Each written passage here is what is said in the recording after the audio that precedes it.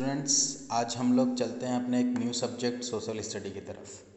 तो क्लास 9 का ज्योग्राफी का chapter 1 India size and location के बारे में आज हम लोग पढ़ेंगे। ठीक ना, क्लास 9 के लिए ये। तो देखो बच्चों, India is an ancient civilization but now it is a developing nation.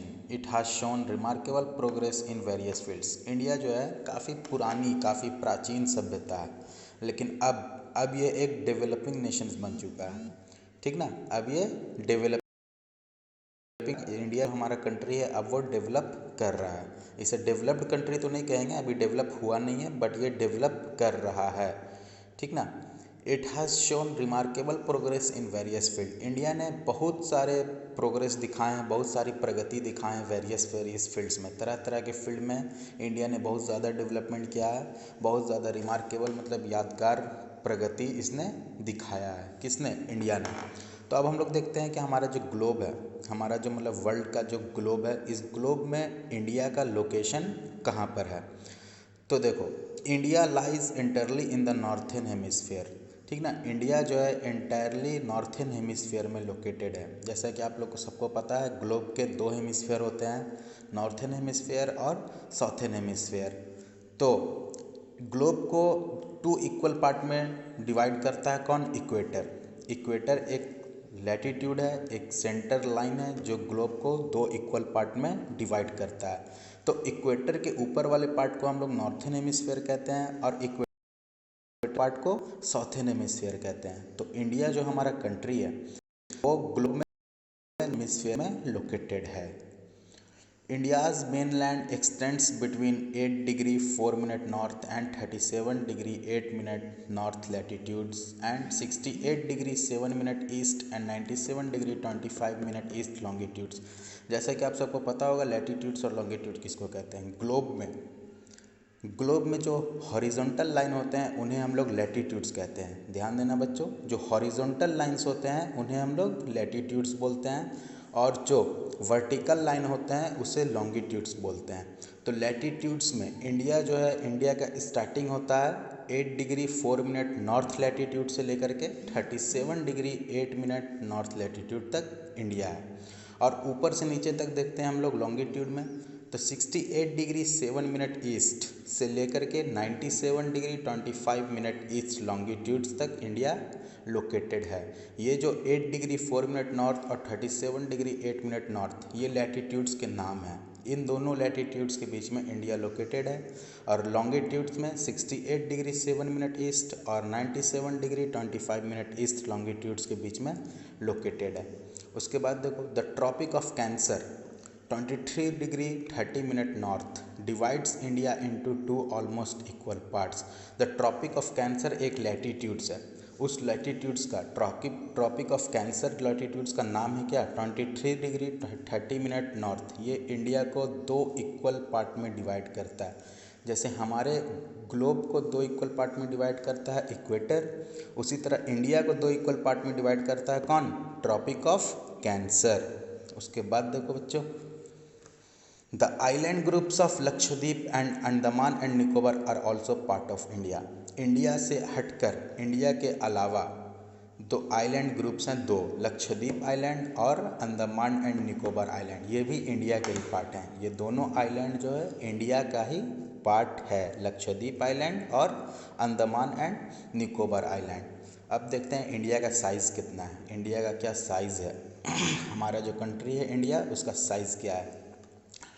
तो covering an area of 3.28 million square kilometre, India's total area is 2.4% of the total geographical area of the world. India का जो total size है वो है 3.28 million square kilometres. India का total size कितना है बच्चों? 3.28 मिलियन स्क्वायर किलोमीटर्स, है ना। तो ये जो स्क्वायर किलोमीटर जो एरिया है इंडिया का, ये पूरे वर्ल्ड में जितना भी ज्योग्राफिकल एरिया है उसका क्या? 2.4% एरिया इंडिया कवर करता है। India is the world's 7th largest country with a land boundary of about 15,200 kilometre with total length of the coast line being 1516.6 kilometre. India जो है पूरे वर्ल्ड में 7th लार्जेस्ट कंट्री है। पूरे world में 7th मतलब 7वां सबसे बड़ा देश है कौन? इंडिया। इंडिया का जो लैंड बाउंड्री है वो 15,200 किलोमीटर है। और इंडिया का जो कोस्टल एरिया है, हमारे इंडिया का कोस्टल एरिया मतलब कि समुद्री इलाका है ना। कोस्टल एरिया का जो बाउंड्री है वो 7,516.6 किलोमीटर है। ये सब मिला करके इंडिया जो है पूरे वर्ल्ड में 7th लार्जेस्ट कंट्री है, 7वां सबसे बड़ा देश है हमारा India. India's east west extend appears to be smaller than the north south extend. India का जो ईस्ट वेस्ट साइज़ है मतलब कि ईस्ट से लेकर वेस्ट तक का साइज़ नॉर्थ से लेकर साउथ तक के साइज़ से छोटा है। ईस्ट में मतलब कि मान लो हमारा जो ईस्टर्न स्टेट्स है, जैसे तुम लोग जानते हो कि मेघालय, मिज़ोरम, ये सब क्या हमारा नॉर्थ ईस्टर्न स्टेट्स है। तो ईस्ट से लेकर के वेस्ट मतलब कि गुजरात वहाँ तक का साइज़, जम्मू कश्मीर से लेकर के केरला वहाँ तक के साइज़ से छोटा है। ईस्ट से वेस्ट में इंडिया का साइज़ छोटा है, लेकिन अगर ऊपर से नीचे तक हम लोग जाते हैं नॉर्थ टू साउथ तो उसमें जो है इंडिया का साइज़ क्या है? काफ़ी बड़ा है।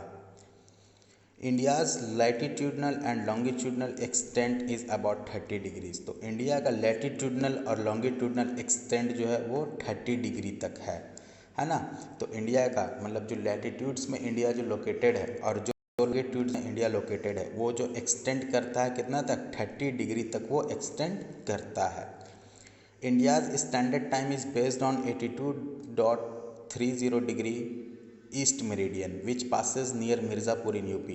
तो इंडिया का जो स्टैंडर्ड टाइम है, जैसा कि तुम लोग सबको पता होगा कि हमारे कंट्री में इंडिया में लोकेशन के अकॉर्डिंग टाइम का वेरिएशन होता है ना। जैसे ईस्ट और वेस्ट में 2 घंटे का टाइम गैप होता है, 2 आवर का क्या होता है? टाइम लैप होता है। लेकिन पूरे होल कंट्री के लिए, पूरे इंडिया के लिए एक स्टैंडर्ड टाइम लिया गया है। वो स्टैंडर्ड टाइम का जो सेंटर है वो बनाया गया है किसको? 82.30 डिग्री ईस्ट मेरिडियन को, जो मिर्ज़ापुर में लोकेटेड करता है, जो मिर्ज़ापुर से पास करता है, यूपी के मिर्ज़ापुर से पास करता है, मतलब कि इंडिया के ठीक सेंटर से पास करता है। और उसी जगह को मतलब कि यूपी के, उत्तर प्रदेश के मिर्ज़ापुर को ही इंडिया का स्टैंडर्ड टाइम बनाया गया है। जितना टाइम मिर्ज़ापुर में होता है उसी टाइम को पूरे इंडिया के लिए लीगल किया गया है ना। उसी टाइम को पूरे इंडिया के सारे लोग उसी टाइम को मानते हैं, जिसे हम लोग बोलते हैं स्टैंडर्ड टाइम ऑफ इंडिया। ठीक है। Latitudinal extent influence duration of the day and night. तो इंडिया के अंदर जो लैटिट्यूडनल एक्सटेंट है, मतलब लैटिट्यूडनल बोले तो ईस्ट से लेकर के वेस्ट तक का जो एक्सटेंट है उससे जो है डे और नाइट का ड्यूरेशन डिफरेंस होता है ना, लैटिट्यूडनल एक्सटेंट की वजह से। ठीक है। इंडिया के अंदर जो है कहीं ईस्ट साइड में जो है रात पहले हो जाता है, लेकिन वेस्ट साइड में जो है रात लेट से होता है। वो किसकी वजह से होता है? लैटिट्यूडनल एक्सटेंट की वजह से। लैटिट्यूडनल एक्सटेंट की वजह से डे और नाइट के ड्यूरेशन में काफ़ी डिफरेंसेस आते हैं। अब देखो इंडिया एंड द वर्ल्ड मतलब कि वर्ल्ड में, पूरे ग्लोब में इंडिया का क्या योगदान है, इंडिया कहाँ पर लोकेटेड है, इंडिया कौन कौन सा चीज़ पूरे ग्लोब में कंट्रीब्यूट कर रहा है। The Indian land mass is centrally located between west and east Asia. तो इंडिया का जो लैंड मास है मतलब कि पूरा होल इंडिया जो है वो ईस्ट और वेस्ट एशिया के बीच में लोकेटेड है। जैसे कि तुम लोग को पता होगा एशिया जो है क्या, एक कॉन्टिनेंट है। तो एशिया में ईस्ट एशिया और वेस्ट एशिया के ठीक सेंटर पे इंडिया लोकेटेड है। The trans Indian ocean roads connect countries in the west and countries in the east. ठीक है। तो इंडिया का जो ओशन है, इंडियन ओशन, वो जो है वेस्ट की कंट्री और ईस्ट की कंट्री को कनेक्ट करता है। इंडियन ओशन का तुम लोग नाम सुने होंगे है ना। तो वो इंडिया को वेस्ट कंट्री के साथ और ईस्ट के कंट्री के साथ कनेक्ट करता है। India's protruding Deccan Peninsula helped India to establish close contacts with West Asia, Africa and Europe, South East and East Asia। तो इंडिया का जो डेक्कन पेनिनसुलर रीजन है ना, पेनिनसुलर रीजन जैसे कि डेक्कन प्लेटू वगैरह, ये जो डेक्कन पेनिनसुलर रीजन है ये इंडिया को हेल्प करता है एक क्लोज कॉन्टैक्ट्स बनाने में। अदर कंट्री के साथ क्लोज कांटेक्ट बनाने में, मतलब कि डायरेक्ट ट्रैवल रूट प्रोवाइड करता है, डायरेक्ट ट्रैवलिंग रूट प्रोवाइड करता है कौन? डेक्कन पेनिनसुला। और इसके हेल्प से, डेक्कन पेनिनसुला के हेल्प से इंडिया कौन कौन से कंट्री के साथ क्लोज कॉन्टैक्ट्स बनाया है? देखो, वेस्ट एशिया के साथ, अफ्रीका के साथ, यूरोप के साथ, south east and east Asia, इतने इस रीजन में जितने भी कंट्रीज़ लोकेटेड हैं, इस सारे कंट्रीज़ के साथ क्लोज कॉन्टैक्ट इस्टेब्लिश करता है India with the help of Deccan peninsula.